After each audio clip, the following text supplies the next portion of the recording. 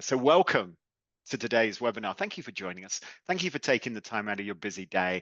I know that life is sometimes frantic. So hopefully this next hour, we should have some space to think about a really interesting topic, and that is innovation.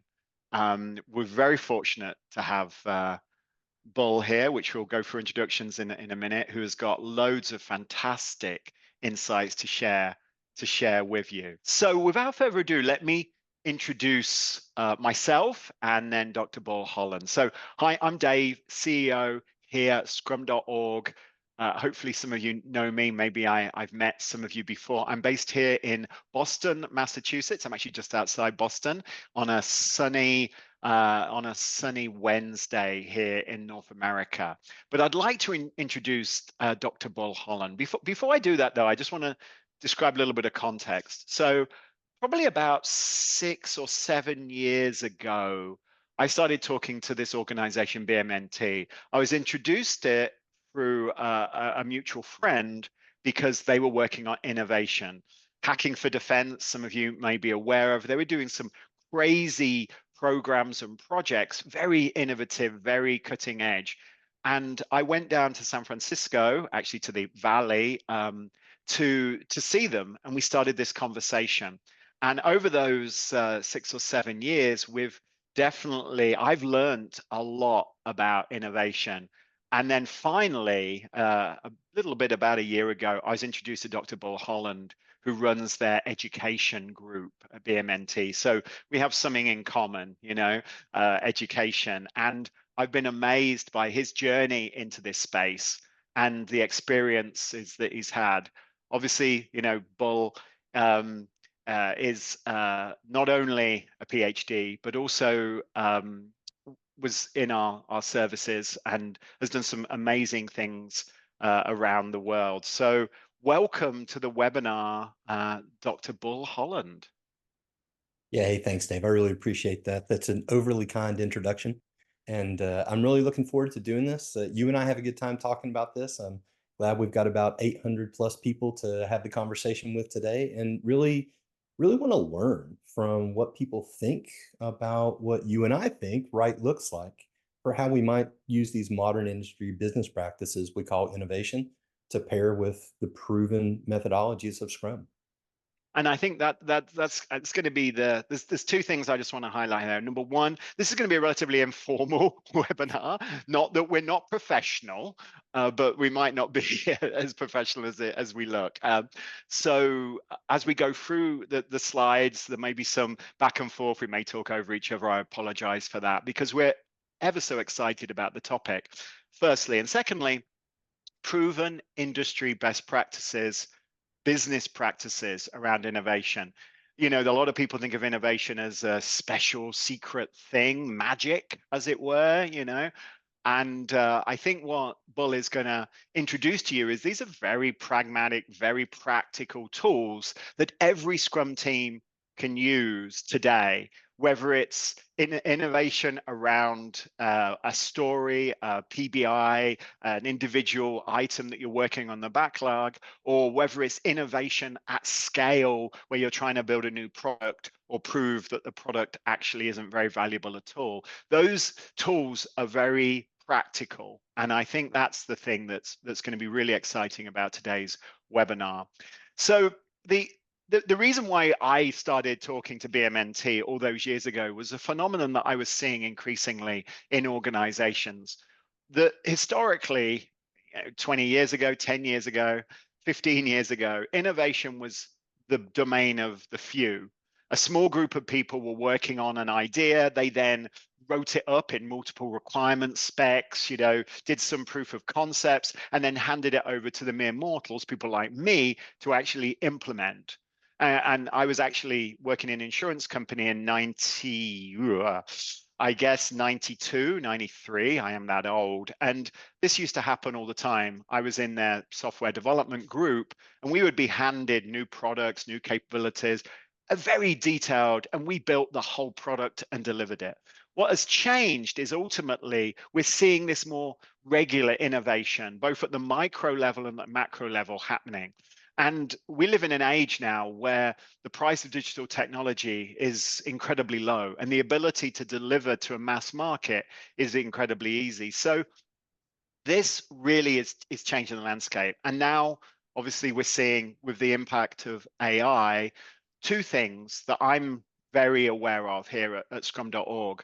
One is ultimately how AI is changing the nature of work, whether it be creating user stories, test cases, co-piloting software development, which is increasing the amount of time that people can do creative, innovative things. That's one thing. The second thing is that ultimately these tools are giving us new opportunities to do amazing, innovative things with our customers, with our users, or for me, with our data, because I'm not the most data-centric person, and sometimes these tools can actually help there, which is amazing.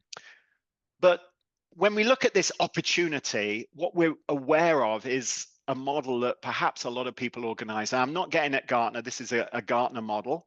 I should have had that reference. I apologize to Gartner that we're using. This is the Gartner model. I'll update the slides. And this was something that they put out a few years ago. Anyway, so this model, this Gartner model, kind of tried to highlight how design thinking, lean startup, and agile fit together, right? And it makes a lot of sense. However, what it highlights is that actually Agile and Scrum is really just the execution engine. I don't believe that is the case. What I'm seeing today is actually every organization that we're working with are doing innovation, using design thinking, using lean startup ideas throughout. Now, most of when you're working on a product, you have this magic product box, right, where you can change the business model, the channel, the architecture, the user experience, the features, maybe even change who the user is or the customer is. And that's in the context of desirability, feasibility, viability, and whether it's right for your organization, cultural, sort of like accessibility, as it were.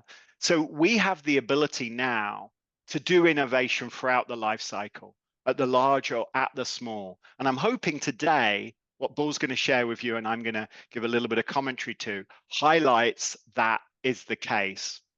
So, Bull, this proven body of knowledge, right, around innovation. Yeah, thanks, Dave. I think I want to start off for just in advance for people who watch this recording with a little bit of a health and safety notice. I'm from Southwest Virginia, and every now and then that accent's going to come out. Dave is not. And so if you listen to this video at 1.5 times speed and the juxtaposition between our accents causes a problem for you, you've been warned, right? So getting back to innovation, I get a lot of people ask me, what is innovation? I'm going to give you a definition I use for that. I'm going to tell you what it is and what it isn't. But we're really talking about modern industry business practices. And this is not just a buzzword we made up yesterday. What I want to convince you with this slide is that there's an entire body of knowledge, both in the peer-reviewed academic literature and in the more popular literature. That first book I have there on the upper left-hand side of the screen, Diffusion of Innovations Theory. This is Everett Rogers, 1964. This is the most researched social science topic in the world. I don't mean the most researched business topic. I don't mean the most researched innovation topic. I mean the most researched in terms of the number of peer-reviewed publications that are published about the idea of the diffusion of innovations model. So there is a lot of science behind what we're talking about. And what I want you to understand is that, as with most business practices, this is not something that someone like Rogers worked out on a whiteboard and then drove into the formulas and laws we use. This is observing what does and doesn't work in industry. And that's what you see from a lot of the rest of these texts. You've got the text by Drucker, really kind of one of the foundational texts that will look back to the idea of innovation and entrepreneurship. And Drucker has one of my favorite quotes, and he says, "There is nothing more useless than doing exceptionally well something that need not be done at all." It's a little bit of a paraphrase. You get to Crossing the Chasm with Jeff Moore, where he talks about that critical idea of taking Rogers' notions forward into how business models actually apply and where the break comes in when you're trying to scale. And that idea of scale is important when we talk about the search for fit, which is what I'm going to discuss in the definition of innovation. I've bookended Clayton Christensen on the bottom row for a reason. He started with the innovator's dilemma, which was actually his PhD dissertation, became a bestseller and really a powerful idea about how industry works and why new companies take over from existing companies. And then he wrote several years ago before he passed away, Competing Against Luck, an absolutely brilliant work with, I think, a really kind of unfortunate title, because the knowledge contained in that book is very powerful. And what Christensen said was he felt like he did a really good job of describing the problem in the innovator's dilemma, but it took him 20 years to actually give some answers about how to actually solve it. We're going to talk about that a little bit later in the webinar. Right there in the middle, you see Lean Startup, which Dave mentioned, and a book by someone that's a friend and mentor and really a thought leader in this space, and that's Steve Blank, the Startup Owner's Manual. He's also got 5 Steps to the Epiphany, or 4 Steps to the Epiphany. Everything Steve wrote is great. Go to his website, check it out. He gives away his knowledge for free, and he's got a lot of it. So I want you to understand that this is not just the buzzword of the day. This is actually a really robust body of knowledge that we've demonstrated over the past several years that has real value for everyone who learns it. Let's go to the next one, Dave. So I told you I'd give you a definition of innovation, and I'm going to tell you the simple way to say it is that innovation is the search for fit, problem solution fit, product market fit, business model fit. So there's innovation, the noun, that thing is an innovation. That's not what we're going to talk about. We're going to talk about innovation, the verb, the process of innovating. So people have different definitions for what innovation means, but let's agree on one thing. If you have the best idea that ever was an idea and no one ever uses the thing that is your idea, it's not an innovation. So in order to have an innovation, to have that noun, that thing, you've got to go through this process of innovation. That means you've got to be able to design, develop, deliver, and maintain whatever that thing is.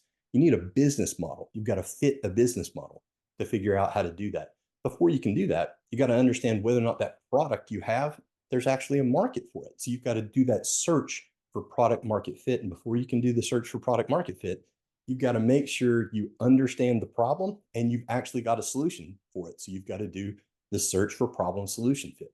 And that's what we're going to talk about today when we say innovation.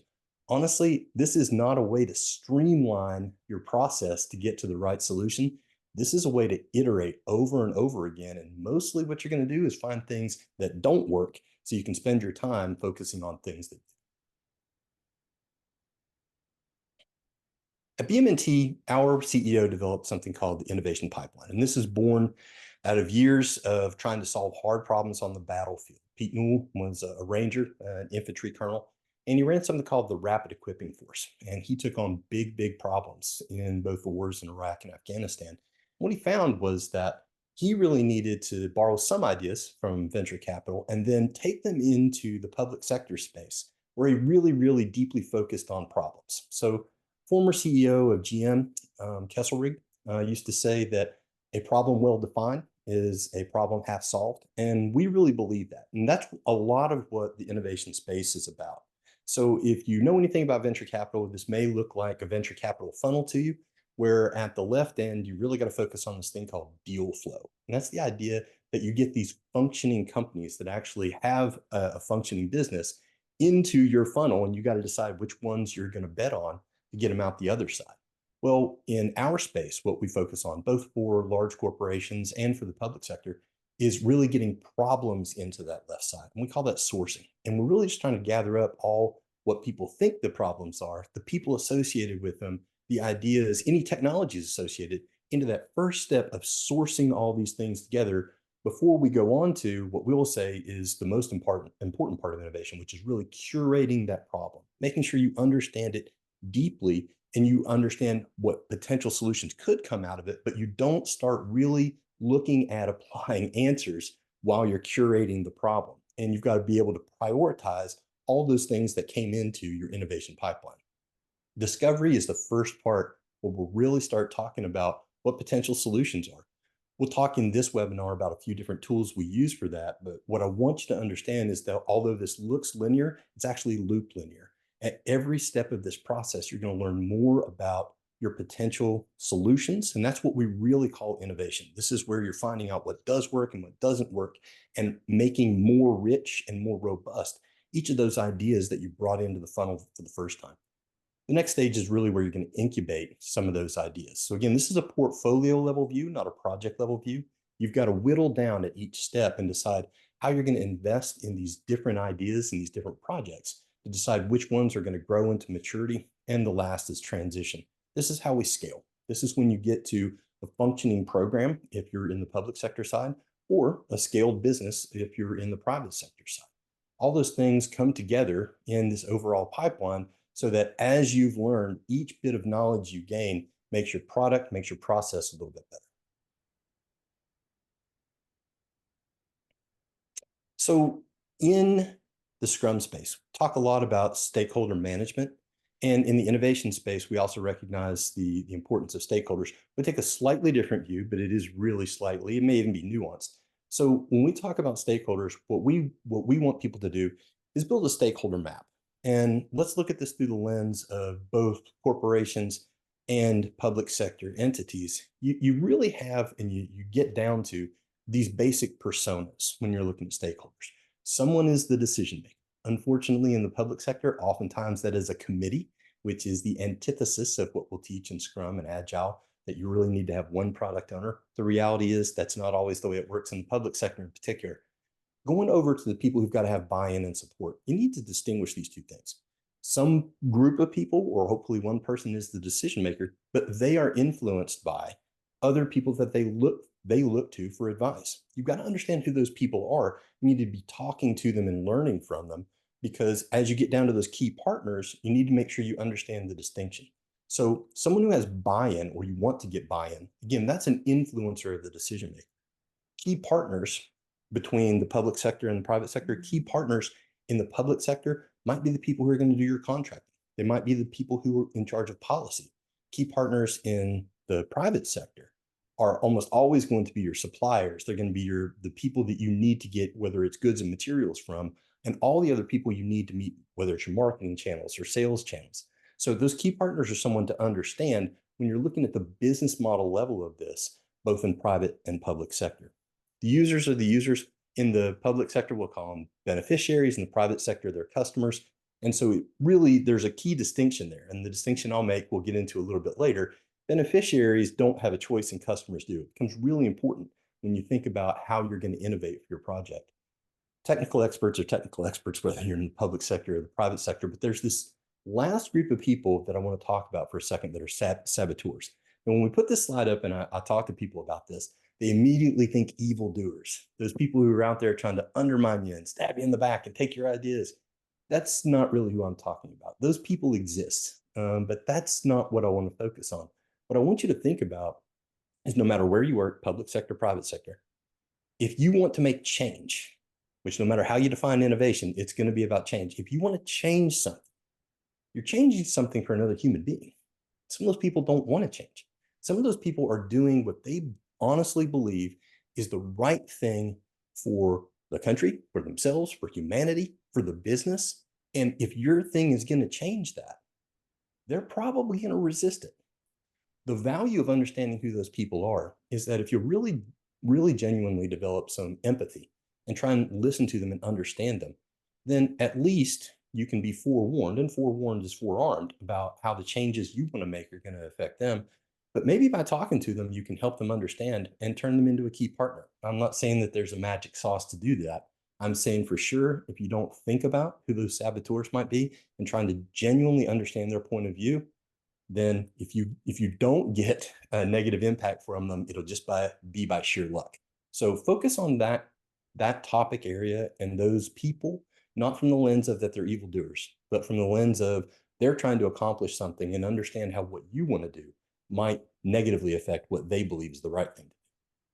And just to add a little bit of context in Scrum, one thing as a product owner, I probably don't invest enough time building a stakeholder map. And one thing that I've learned from you all, that's quite American of me, but you Bull, etc., is the importance of understanding that network.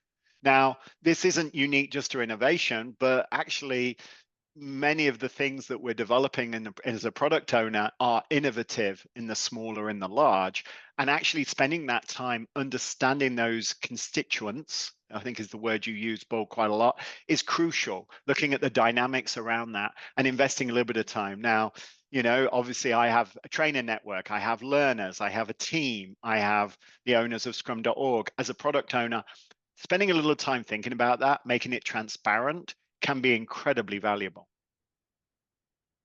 Spot on. All right, so a little bit more on stakeholders. You're going to see that we're going to spend a lot of time on people and problems, because nothing we're going to talk about today is going to help people who write code write better code. And nothing we're going to talk about today is going to help mechanical engineers who are building prototypes figure out how to make the thing not overheat. We're talking about people problems. And so let's focus on the people.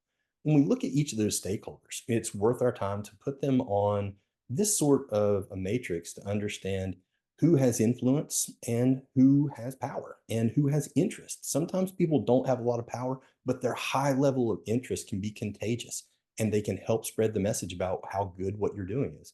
Sometimes people who have a lot of power don't have a lot of interest, and you need to understand who those folks are and just be honest with yourself about where they map out on your stakeholder map. And this is going to help you understand who to engage. This is a key element that we're going to get to. I'm going to come back to someone I mentioned earlier, Steve Blank. If Steve was going to tell you one thing, if there's only one sentence he could give you, it would be get out of the building, because the problems don't exist in the C-suite. The problems exist out where your customers or beneficiaries actually observe them and where they operate. So you got to get out of the building and talk to those people. So think about the last slide we had where we talked about all these different groups of people, these different personas. You need to talk to each of them. Talking to the end user is important. It's good. It's right. It's true. You should do it. But if you haven't talked to the other people on that map, you're going to miss something. So getting out of the building, engaging with human beings, and then using a tool like this to understand where you can gain the most knowledge from those people for the different hypotheses or assumptions you're going to try and test. That's what's most important. And doing this, you'll realize quite quickly you're not investing enough time in some of the people that are in the top right that you should be investing. You're spending all the time in the bottom left because they're the noisiest people, or they're the people with the biggest personalities, from my experience. 100%. Okay, I'm going to pick up the pace a little bit and talk a little bit about these things. And the reason I'm going to go a little faster through these things is I want to get to the Q&A. So you guys will tell us what we think is important. Look, Dave and I think that there's a natural pairing between the skills we call innovation and the skills you practice in a Scrum team. But I really want to hear from you, right? We're kind of eating our own dog food here. I can't come out and say, get out of the building and talk to people, and then just stare into a camera and tell you what the right answer is. If I had the right answer, I promise I'd share it, by the way. I know I don't. So we're going to test some assumptions and really want to engage with you and hear from you. So 4 elements of a problem statement. I teach this. We'll drop a link in the chat at the end to a website I have where I give away videos on this for free. I do that because I've been a teacher on and off for the past 20 years, and I get really frustrated with my students not being able to articulate a good problem statement. And then I realized, of course, I never taught them how. So I put that out so that people could use it and start formulating ideas in a consistent way. And again, the type of things I'm talking about are not ways to debug code. They're not ways to turn prototypes into products by making them work. This is how to solve people problems. So I'll contend that if you're in the business world and you're trying to define a problem, it's got 4 elements. Someone has the problem. Here we're talking about beneficiaries, could just as well be customers. And they're trying to do a job. And there's something that's making it hard to do that job. We call that the pain. And then the last piece that people often miss is, who cares? What's the impact of this pain on this job? We'll talk about that when I get to a risk matrix slide more in just a couple minutes. So the job. This is something a human being is trying to do. So if you think about this, if someone asks you what your job is, you don't describe your quarterly goals. You don't describe your annual goals. You tell them physically, mentally, the actions you take. You need to do both. You need to be able to understand the job that a human being is trying to do, both in literally the mechanical actions they take and why they're taking them. So those are 2 important elements. And the key is, don't talk about when you're defining this part of the problem, not the solution, right? It is very, very difficult to avoid solutions. Honestly, it would be great if when we taught people about defining problems, we could go through this linear process. But the reality is 90% of the people we work with come in talking about solutions, and that's okay. It's okay because it's a loop linear process. We're going to get them to go back and fill in these key elements about a problem statement. When we talk about jobs, there are really 4 elements that we'll talk about: the literal action somebody's taking, the desired outcomes they want, the standards the job has to be done to, and the conditions under which it has to be done. I find 99 times out of 100, you can't fill in all those answers until you start talking about possible solutions. So keep this idea in your mind constantly. It's loop linear: feed forward loop, feed back loop, in order to make sure you understand all the elements of the problem. But just to add to that, asking why are you doing that? What, why is that important? Why would you do that now? Is crucial to getting to the underlying, the what the actual details of the job really are and what they're trying to achieve, as opposed to the window dressing around it. Would you agree, Bill? Oh, absolutely. It's there's a part of a class I teach where we get into root cause analysis, and we get into the concept of Kaizen, which is broader than just root cause analysis, but it really I translate it into the 5 whys. And I think that that concept of the 5 whys that we take from Lean and the Toyota production process or Toyota production system is really important. But I also teach that you got to go a little deeper than that, because if every time someone's trying to explain the problem they're experiencing to them, you just look at them and say, why? About the third time, you better duck, because that's a really good way to get punched in the face, right? So you've got to develop something. I'll go slightly off script here, Dave. I repurpose a concept from someone named Chris Voss, who is an FBI hostage negotiator. He teaches a concept called tactical empathy, right? And I think he's got the exact right answer.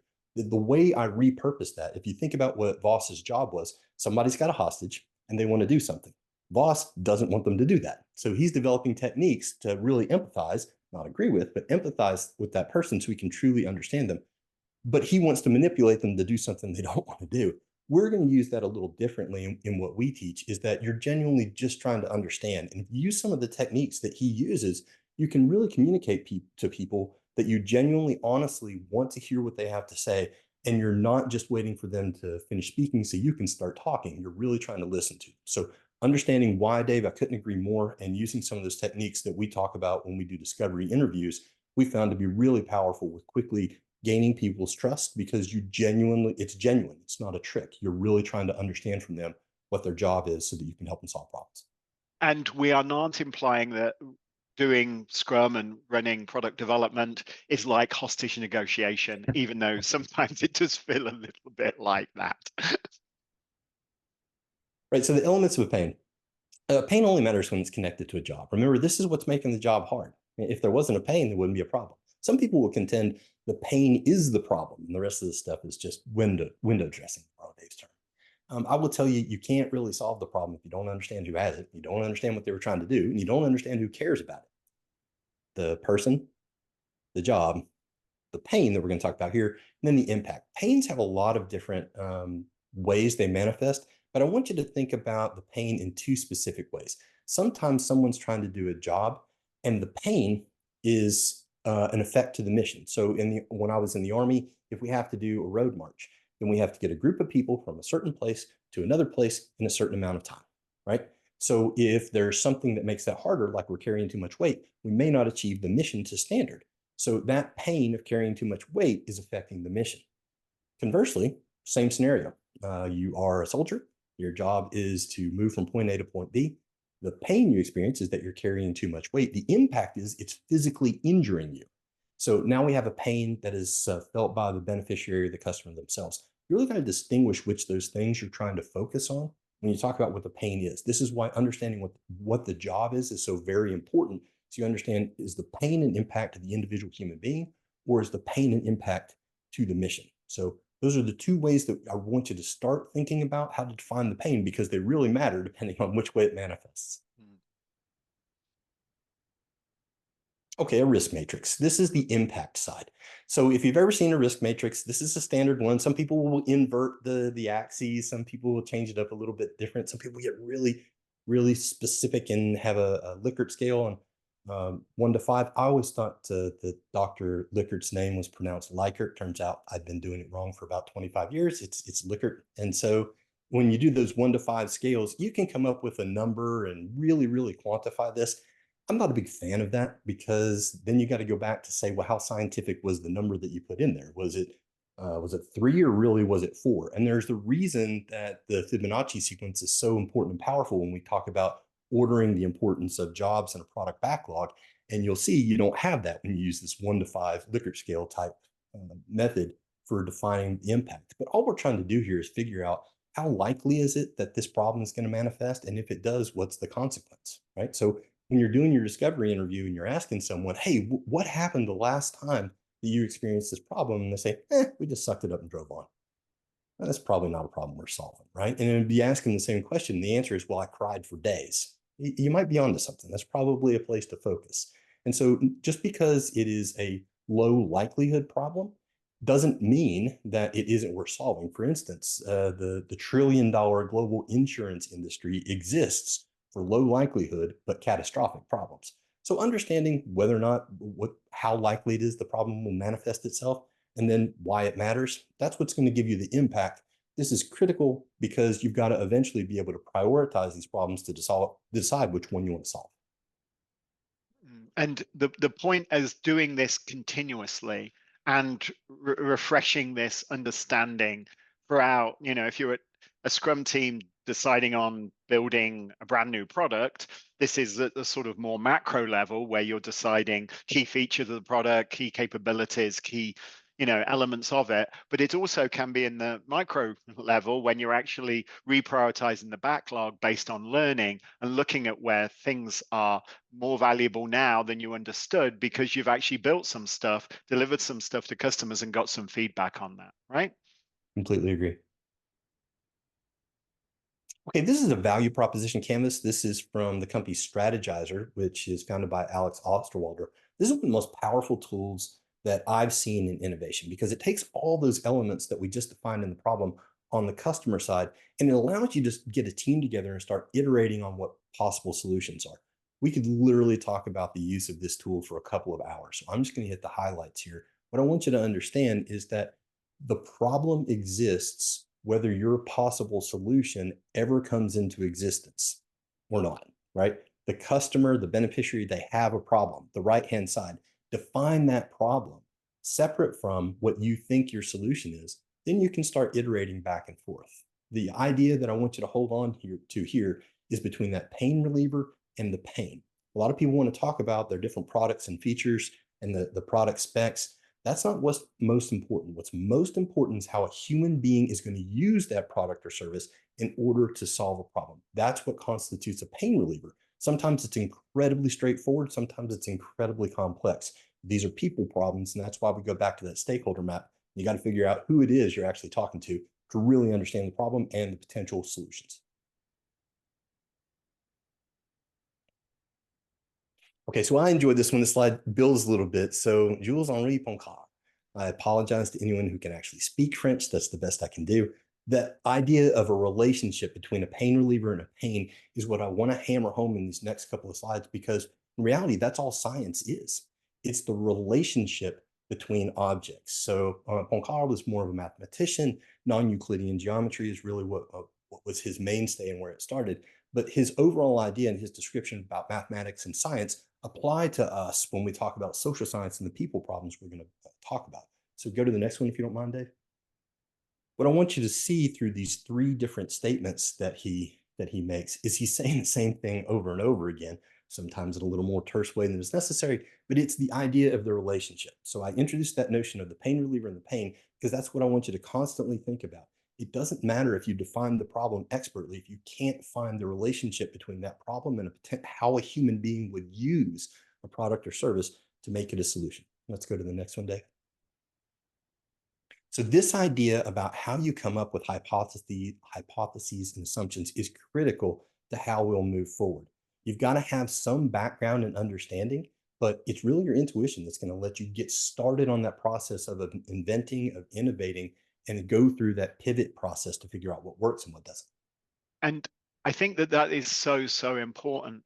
One thing that I noticed from looking at many Scrum teams throughout the world is that their backlogs, the product backlogs, are just full of solutions. They're full, they don't describe the problem they're trying to solve. They don't describe the why, they're solutions. And Scrum teams do a fantastic job delivering those solutions to the best of their ability and the constraints that they have. However, the Scrum teams are sitting there and they've got so much opportunity to invent, but that opportunity has been removed because of the nature of the product backlog that they're presented with, or the product backlog item they're presented with. But understanding that, that problem solution, the relationship between those two is crucial, I think, for Scrum teams to be effective, and then to empower them to be able to create some amazing solutions, because that is the nature of great Scrum teams, Bull. No, I think that's great, David. And so one of the things I'll lead with, and I think maybe the first thing in one of my videos on the website, is I'll say that a good problem statement will save your life. It's not going to make something dangerous you're doing less dangerous. But somewhere, for everyone out there on the line right now, you can probably look around and within eyesight, you see something that's just sitting in the corner, hasn't been used for days, weeks, months, years, if ever. Someone spent a lot of time designing, developing, and delivering that thing that is no longer used. And those are days, weeks, months, years of their life that they'll never get back because they built a thing that solves a problem no one needed solved. That's the way we emphasize the importance of problem statements. Yeah. Okay, this is a busy slide. It will be in the slides and it'll be in the recording. So I'm not gonna get into the details of it. I'm sticking with that idea of relationships. In social science, when we talk about ideas that we can't measure directly, we call them constructs or concepts, depending on some pedantic issues with how we're trying to build our model. It's the idea that it's something you can't measure directly, like strength. And somebody might say immediately, well, wait a minute, I can measure how much weight I can bench press. Okay, but your bench press Yep. plus your deadlift plus your squat plus how much you can curl, how does this turn into strength? And we also think about strength in terms of your ability to endure hardships. How does that fit into the model? Well, in order to get these individual ideas, these constructs into something you can measure, we operationalize them into something that everyone's familiar with, and we call them variables. And variables are simply things you can measure that vary, whether it's discrete, yes, no, or it's continuous on a scale of 1 to 100. The important thing again that we're hammering home with this idea of relationships. We want to have a relationship between the pain reliever, how someone uses a product and service, and the pain that someone's experiencing when they do a job. That is where the innovation happens. So I'll have another slide, the next slide, to really try and simplify this a little bit. But it's that idea that if this happens, then that happens. That's what you're testing over and over and over again when you're in that search for problem solution fit, product market fit, and then business model. Okay, so for all the busy stuff that was on that slide, here's what you need to know. If this, then that. That is the basic structure of a hypothesis. You can make yourself crazy trying to integrate the spatial bounds and the temporal bounds and get the grammar just right, as long as you got those ideas right. I pull this lever, this thing moves up or down. That's what we want you to think about with the relationship between a pain reliever and a pain. Dependent and independent variables, the important thing about them is you can measure them. If you can't measure it, it isn't a variable. Look, when we're talking about how to use these techniques, we're not publishing in Science or Nature here, right? We're understanding business model experiments. So you're never going to get that perfect answer. You're going to have to use some experience, some intuition, but you're going to get some hard evidence to answer some questions. Remember that not everything that matters can be measured, not everything that can be measured matters. That quote's attributed to Einstein. Don't know if that's true, but I like it, and I think it holds true in and of itself. And this is where we often have lots of problems, because ultimately, when you get a solutioning, when you've got this direction, this product goal, this mission, this vision where you're trying to achieve, and you get into the details of building out capabilities and features and processes and all this sort of stuff, it gets very quickly that you sort of lose sight of that. If this, then that. And then what that ends up with is you deliver that. You deliver this and that does not happen, yeah, as it were, and you're like, why has that not happened? And the question is, can we move that further left?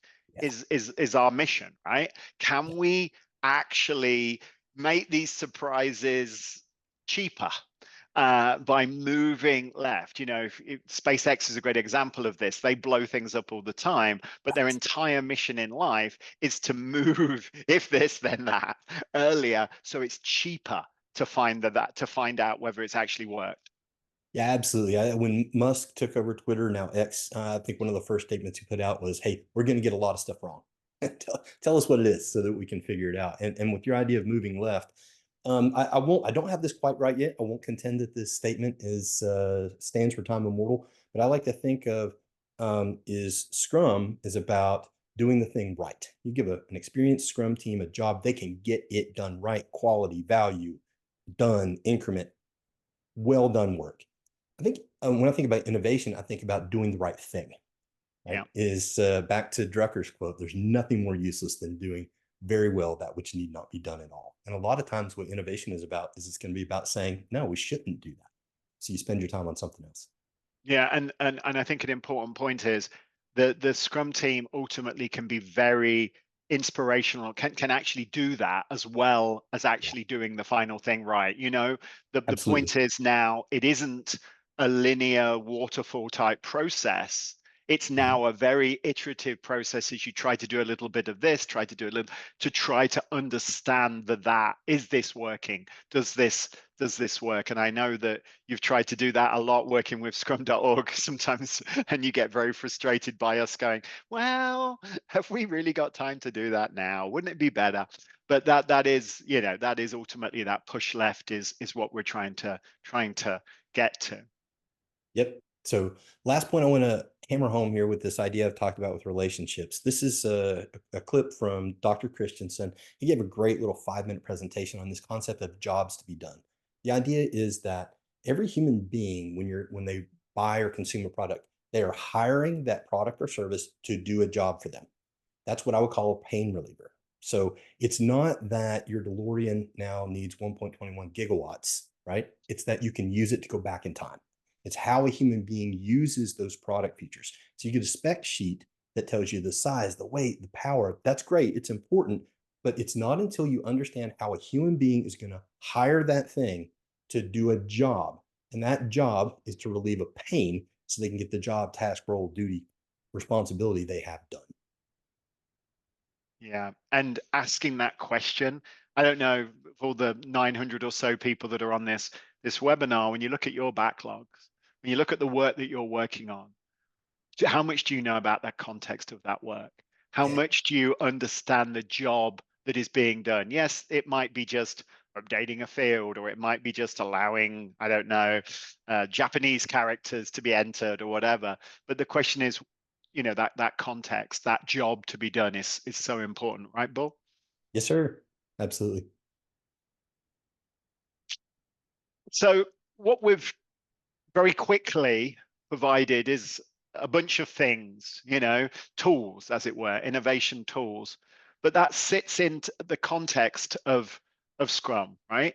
You're a Scrum team working towards a product goal. And at the end of the day, what that ultimately results in is a model that looks a bit like this. For the people that are familiar with evidence-based management and the work we're doing with EBM, this idea of this form a hypothesis, experiment and measure, inspect it as you go through that sprint review, adapt based on that, whether it's the retrospective or the input from the sprint review, and then do that planning and that process over and over again. The most successful teams are doing probably that on things that they have a high amount of fidelity and knowledge about, and things that they don't. And they might be doing that at the same time potentially, and thus you incrementally make progress towards that ultimate goal. Anything to add to this slide, Bob? No, I think that really I really like the 4 quadrants you have there, where we're going in with the defined problem after we get it out, right? That's one of the ultimate problems we have, because we care about the complex problems, right? Both on the Scrum side and on the innovation side.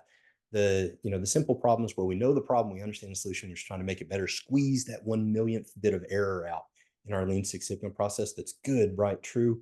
It's just not what we're talking about. No. And increasingly, I think most of the problems that we see are less known than we think That's right. because of the benefits of the technology that can be applied in that case. So where do we start? And these are just some ideas.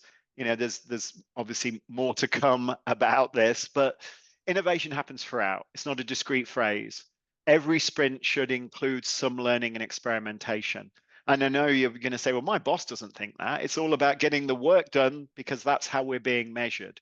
And that might be the case. So if you're in that situation, just start framing those backlog items in terms of the outcomes that you want to achieve, changing how the team's looking at it. And there's some interesting questions about that hopefully we'll have time to address in a second. Take advantage of innovation. It's a proven discipline.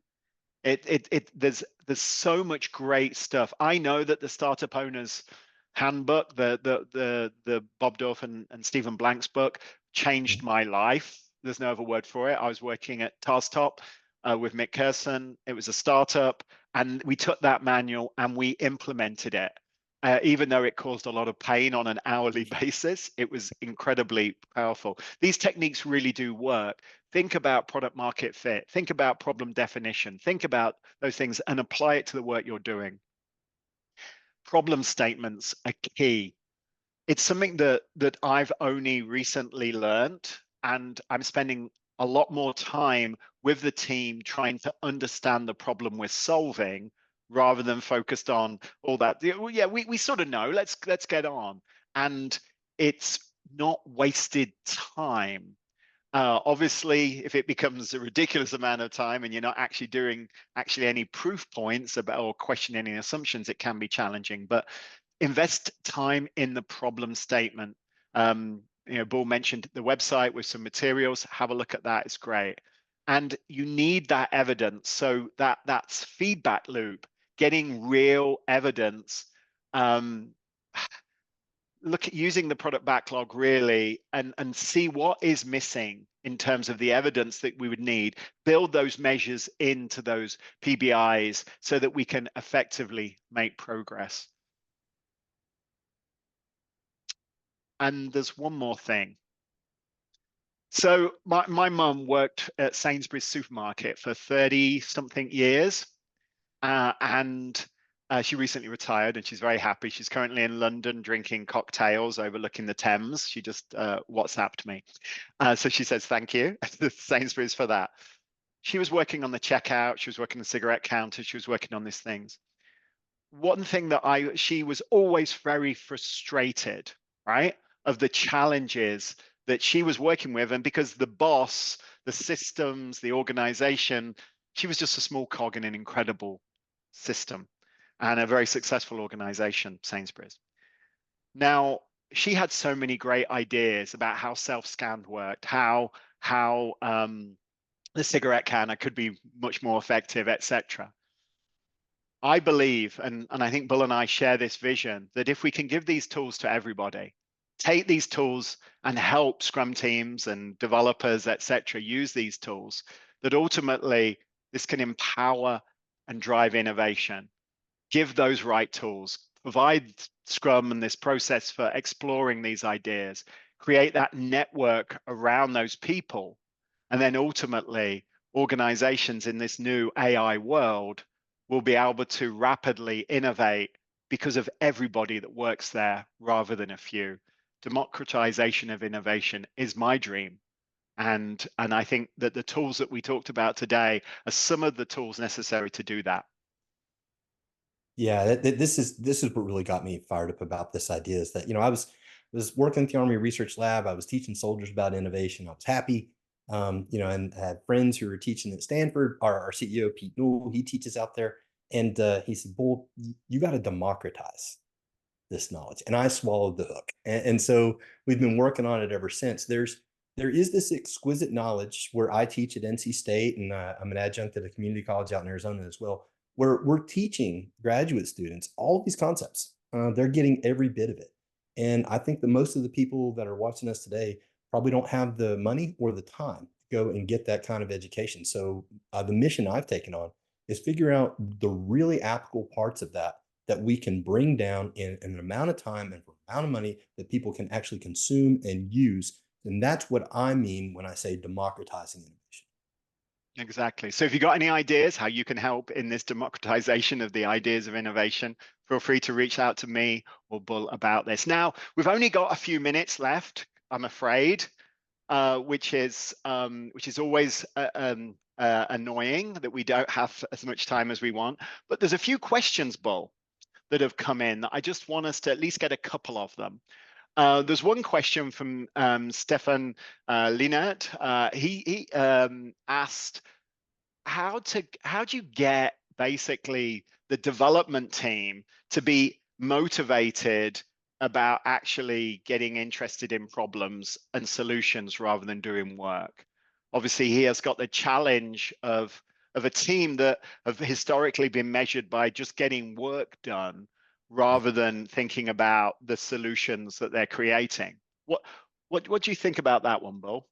So I think that's about buy-in and ownership, right? Look, I was teaching down in Dallas, and someone says, "Hey, what do you do when the boss isn't bought into your problem?" Well, look, the unfortunate answer is you shut up and color and do what the boss told you to, as long as you want to work there. Start looking for another job if you don't. So everything we're talking about, I don't pretend is a panacea. It's not an easy way to have answers. What I have found is that the more you can get people bought into defining the problem from the beginning, so they really understand what people aren't able to do, that's when you get people motivated to start getting more innovative about how they go about defining it. So when you just tell people that, hey, here's the code you're going to write, go write it, then they're not going to get bought into it. It's going through this very difficult initial process to say, let's really come together and let's iterate on what we think the real problem is. When people start to understand that their ideas are being heard, that's when I see buy-in happen. But I want to be really clear. If I promise you, if I had an answer to that question everyone could apply tomorrow, I would give it to you. There is another element, which is humans. If you make it real, the reason why personas, which we didn't talk about today, but the reason why personas and tools like that are so valuable at the team level is because they make it about human beings. Yeah. And if the problem is abstract without a human being being solved for that, and one of the reasons why you have beneficiary, right, Bill, is if it's very abstract and it's a very high level, the citizen provides. I don't know what a citizen is. It sounds like something out of a sci-fi novel. But what I do know is, a little old lady who lives down the street. If you can create that persona, if you can create, like my mum working at Sainsbury's, that persona, right? If you can create that persona, it really helps create that connection, which is crucial. Yep. We do have another one about, hey, I've worked with teams that get caught up with problem definition. It turns some sort of problem aberration, where every new piece of knowledge leads to a conclusion, even more knowledge is needed. How do you break the cycle of, hey, we never know enough to get going, which is what this anonymous attendee is asking. When defining good problems is crucial, but also it can be, particularly for people as intelligent and as good looking as us, it can be a cycle that just perpetuates, right? How do you break that cycle? So I think a lot of that is about experimentation. We didn't get to talk too much about that today, but the whole purpose of defining the problem is so that you can understand it well enough to go out and experimenting on solutions. And so you're not publishing in nature here. You are always going to be subject to both type 1 and type 2 error. The difference is if you actually have some evidence about what you think the right answer is, then that's a heck of a lot better than just guessing, right? So it's the idea that some is better than none, and you're never going to get to perfection. If you perfect the definition of the problem, it's going to be past you. And this is the other thing to remember. It's not enough to just find product market fit. You got to maintain it because the market is made up of human beings and human beings change. So I think it's that idea of understanding it's not a time-based thing, it's an evidence-based thing. This is the hard decision that commanders in the military have to make. When do you have enough information to apply forces? It's the same decision that every business owner like yourself, Dave, has to make. When do I know enough to make that hire, to make that change in direction? And you never get it right. Right. That's the bottom line. We spent almost 3 years, or 2.5 years, working on something called guided learning, and there was a clear problem fit, but product market fit was very elusive. Yeah. And so what I used, even though I should have used it much earlier, is I applied that startup owner's handbook to the problem and the solution that we were creating. And then that quickly refined the questions I was asking about the problem statement, particularly around is somebody willing to pay, which Yeah. is which was kind of an important one, and it instantly we got rapidly our solution engine around doing that, and we realized that we were challenged in that regard. But that is, yeah, I mean, you never get it right, unfortunately. Yeah. Um, We've mentioned it a couple of times, and I consider Steve a friend, and I like to keep him a friend. So I actually need to, do what he preaches, and that is to drop my contact information in the chat. Reach out to me, Dave, and I think there's something powerful here, but I'm not going to know until we actually talk to some of the people on this webinar. So you can share your thoughts instead of this one-way conversation we're having right now. The whole point is to listen and understand what really solves problems for the people in the market. and and I think, there's lots of questions here about, how do I know when? Yeah. And I think getting, what Stephen Blank said. I've met Stephen a few times, and he's a really interesting character. And what he says over and over again, he uses different words, but get out of the office, get out of Mhm. the room, get out of your brain, get out of your comfort zone, talk to those people, get Yeah. that stakeholder map, use it, and use it as a meeting scheduler, and be very mindful of that. And I think that's something that he says over and over again, right? Absolutely. It's something he'll preach. You got to the point about, just giving a ubiquitous answer of a customer. If you've ever watched someone break down a graduate student at one of America's leading universities when they try and do that, it can be unpretty. But Steve is relentless because he's trying to teach. He's trying to help you understand until you get down to the level where you can describe a human being you can have a conversation with. You're too broad. So keep Yeah. defining that persona, keep this segmenting that market until you get down to a group of people you can truly talk to and understand. Yeah, I think that's crucial. So we've hit our time, unfortunately. Bull and I could continue to talk about this, as you saw. We'll put in the chat his contact information. Feel free to continue this conversation, maybe on LinkedIn, maybe on some other medium, email. I believe some older people use that medium. But I'm trying to be hip, sorry. But thank you for spending the time today. I know you're all busy people. I appreciate the time you spent, and let's get smarter about innovation, and let's start this path to democratizing innovation so that everybody can build the solutions that make the world a better place every day. Thanks, Well everybody. said. Thanks, Dave. Thanks, everybody.